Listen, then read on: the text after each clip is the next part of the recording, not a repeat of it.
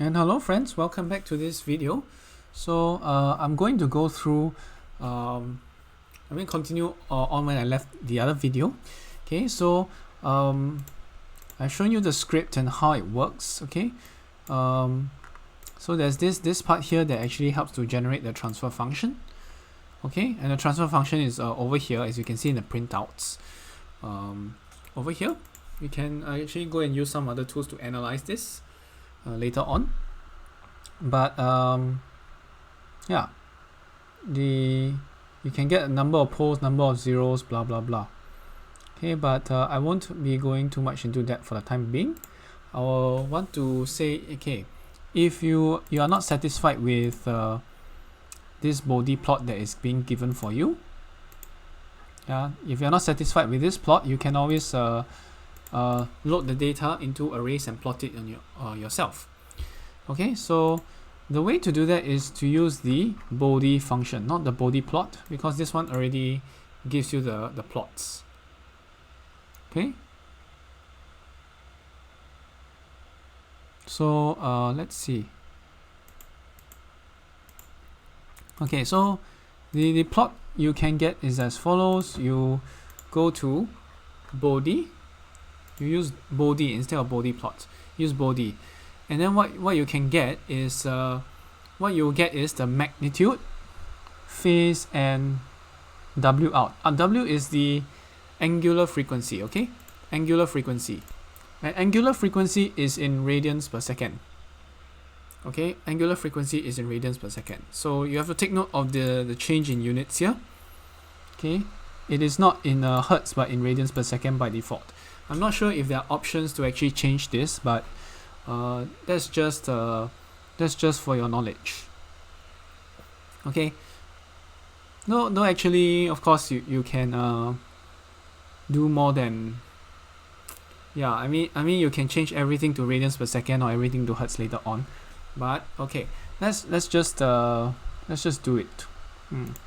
Okay, so this will give you the magnitude, the phase shift, and the frequencies. So let's use bode like this. So bode bracket system, you will give you three outputs, which is magnitude, phase, and the angular frequency part. So let's do that in our MATLAB code. So which object is convenient to load all our data in? I'm going to load it all into pick data. Okay, I'm going to load it all into pick data. Okay, I'm going to say pick data dot fitted transfer function. Okay, the first output was what? The first output was magnitude, phase, and then omega. Okay, magnitude, pick data fitted transfer function phase. Okay, and the last one, pick data dot fitted transfer function omega equals to bode. Okay, bode what? I'm going to give it the system of frequency response data here. Oh no, not the frequency response data, the transfer function system. Okay, so this is what I'm going to have, and let's press play. I'm going to suppress the output because I don't want it to change my plots. Okay, and let's take a look at the pick data here. You can see the transfer function phase. Okay, all of these are in colon 1, colon 2, all of this. So I rather use I'm going to try doing this squeezing, and I'll show you what that's about. Okay, because squeezing will help to actually get rid of all these redundant rows and columns that no need to be used. Okay, so let's see, for example. Okay, A equals to squeeze fitted transfer function mag. Okay, pick data fitted transfer function mag. Okay, see, once you squeeze it, you will have A inside Okay, all of this. It's a, I don't know whether it's ascending or descending. It is meant to be ascending or descending, but that's what we have. Okay, so this one is obviously in a descending mode. Omega is in ascending mode. Okay, all right, sure. Omega is in ascending mode, and the magnitude is descending as the omega increases, which is correct. Okay, you want this downward slope because as you increase your angular frequency, your gain also starts to drop off, and that should be the correct behavior. Okay, so I'm going to use this squeeze function, which actually helps you to get rid of all the extra unnecessary rows and columns, so that it's easier to plot out and copy and paste. Okay, so I'm going to do peak data transfer function magnitude equals to squeeze. Okay, peak data transfer function magnitude. I'm going to do the same thing for the phase.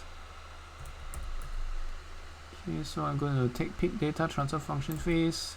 I'm going to squeeze it, and the reason I'm doing is so that I'm just tidying up the arrays here. So this one is a tidy up arrays. Okay, so I've done it for the fitted transfer function. I can also do it for the I can also do it for the see, all of this is nicely plotted out now. You can actually just copy and paste it and put it in Excel, or LibreOffice. Okay, so I have the omega here, which I can just plot here, and then I'll have the magnitudes, which I can also plot here, and then after that I'll just insert a chart. I'll finish, and of course we'll want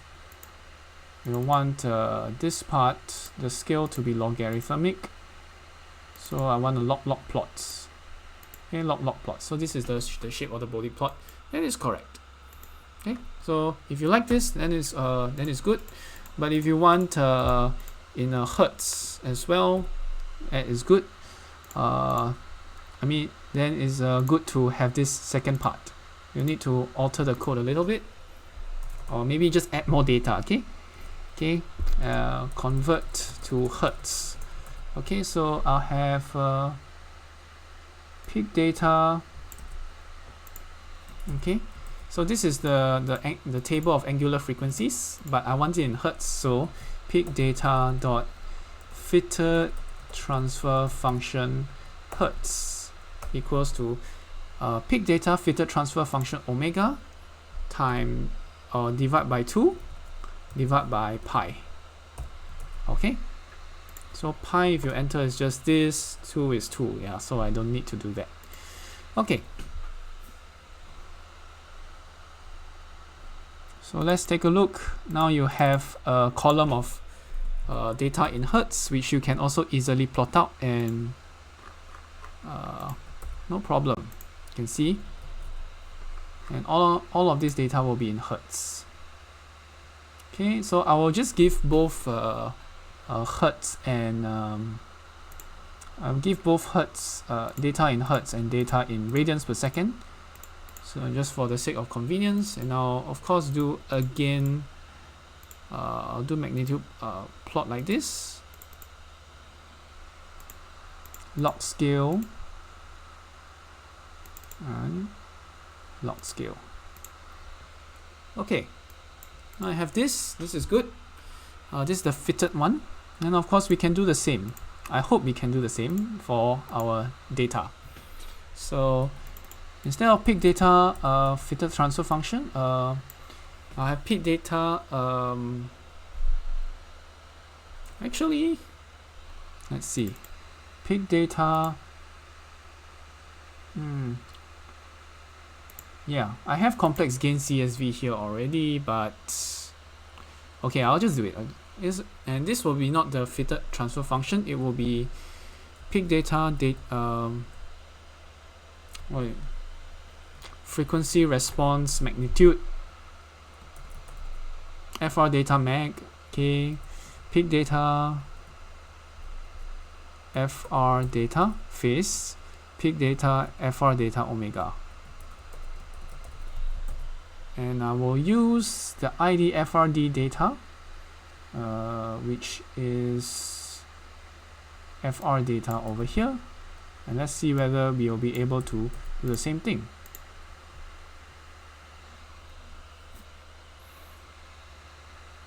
Okay, so now let's take a look. See, FR data magnitude, FR data phase, FR data omega, all are here. Okay, now I'm going to do the same thing. I'm going to do this squeeze thing so that I can tidy up my data.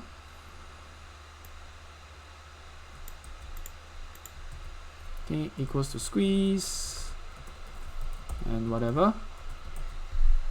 That's the magnitude and phase.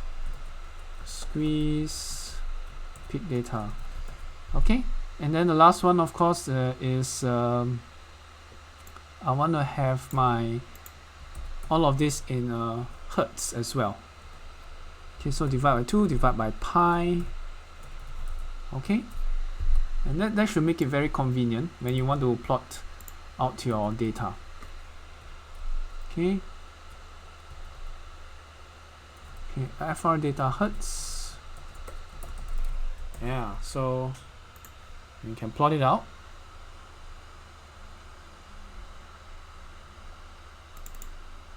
So you see, FR data hertz is here, which you can just copy and paste.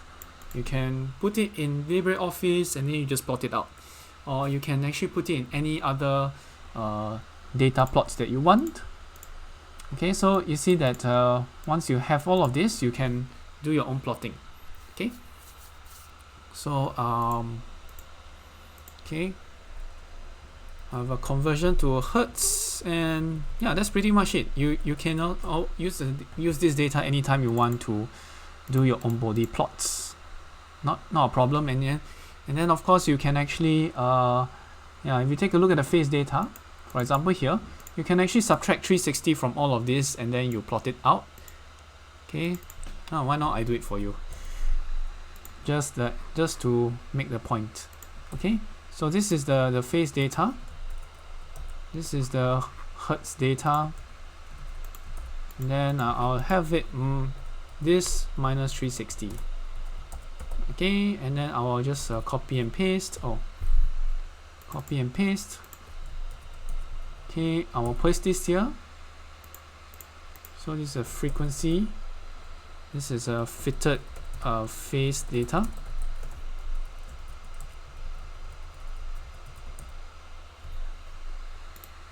Okay, paste special number and replace all the data there. I'm not going to do that. Then I'll plot it out. So this is a live demo for you. Insert chart. Okay, finish. And so this will be in log scale. Yeah, so you have the phase plots over here. So I can always just insert another bit and go to matlab. I'll copy my fitted data in hertz. I'll paste it here. So I have frequency, and this will be what? Raw data, raw phase data. Okay, you can adjust the names later yourself if you want. Frequency data hertz, frequency data phase is here, and yeah, there you go. Okay, very simple. So this one I can just double click. Oops, I messed up. Okay, this I'm going to select the chart. Okay, where is my chart data?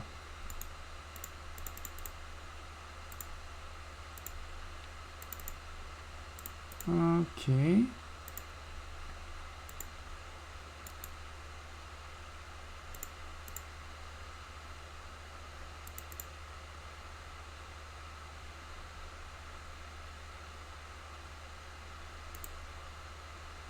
edit, hold on, let me figure out how to add another set of data. This should be easy, but okay, I'm getting a bit confused myself. Okay, so what I'm supposed to do is right click, go to data ranges. Okay, data series. Okay, I'm going to add a new data series. I'm going to call this I'll just call this raw phase data. X values will be over here, Y values will be over here, and let's see whether they fit. Okay, hopefully they do. Okay, I can't see where it is.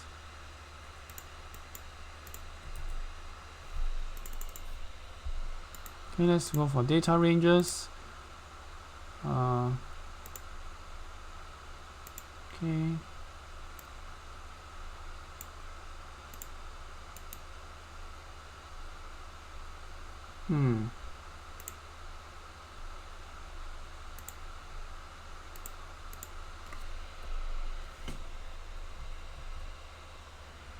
Okay, hold on.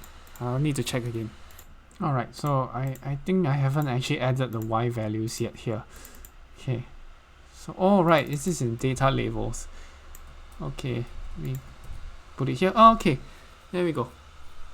Okay, so I'm supposed to put the range for data values there. The range for X values is this part, the range for Y values is this part, and this should not be over here in the data labels part.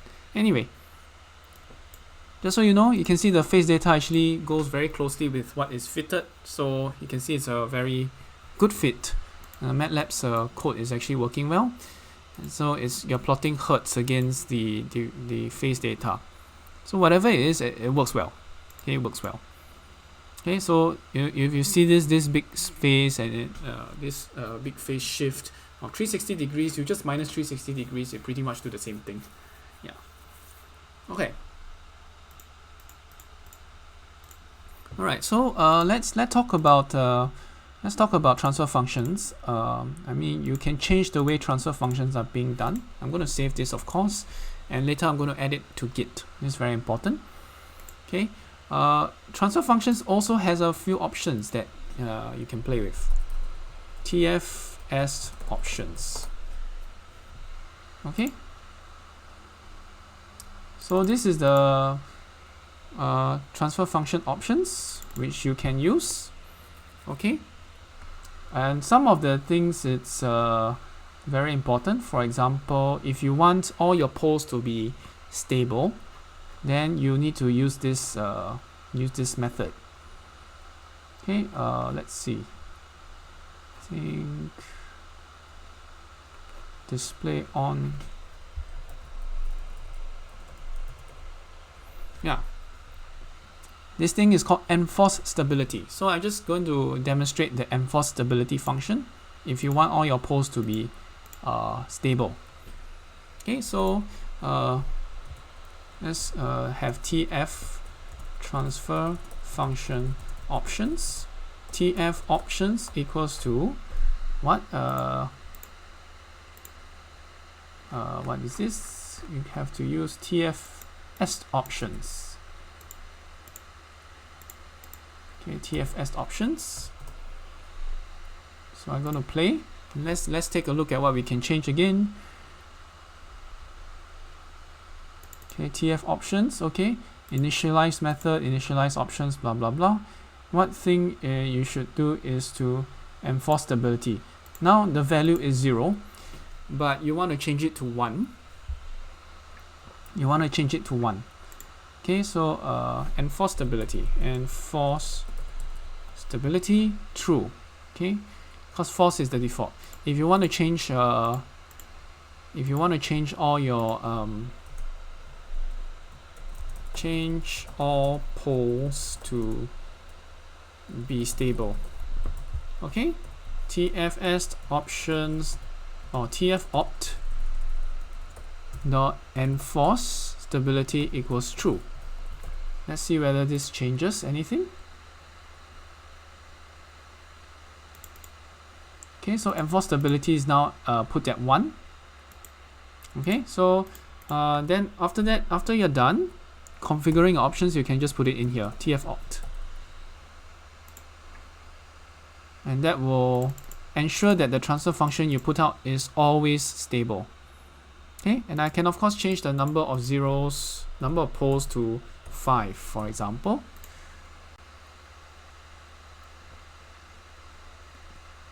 Okay, and you can see the stability is enforced here, which means that our way of doing things is correct. And you can see of course the transfer functions that are being plotted out. Okay, but you can see here that this is probably not a good fit, because the body plots are really shabby. You can see there's this big spike in gain that isn't previously there. So you have to play around with the number of poles and number of zeros until you get the correct transfer function that you want. Okay, so yep, if I change to 4 poles, I still have this big problem here. I change to 3 poles. Let's see whether it's the same. Okay, if I change to 3 poles, it actually matches also pretty well. So maybe 3 poles is good. And let's check out 2 poles. Actually, we already did 2 poles, but it's pretty much the same thing. And let's check out. And this is the 2 poles one, which is already tested, tried and tested, very accurate. If you have 1 pole,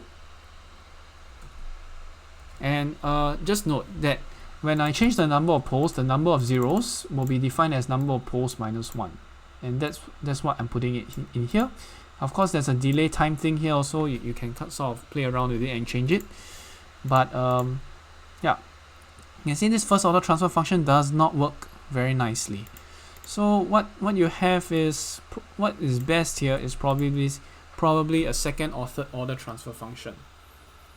So that's how you actually fit this transfer function using frequency response data.